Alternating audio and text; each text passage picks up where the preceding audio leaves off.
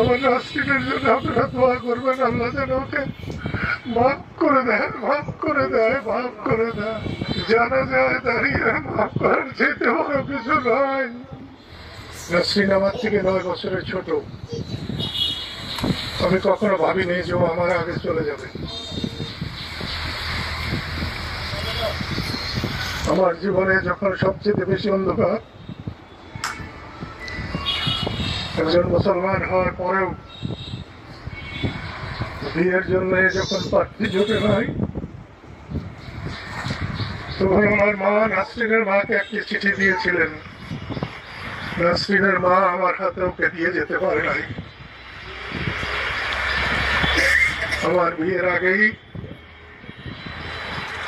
তিনি মারা গিয়েছিলেন। আমার শ্বশুর শাশুড়ি আমি দেখি নাই।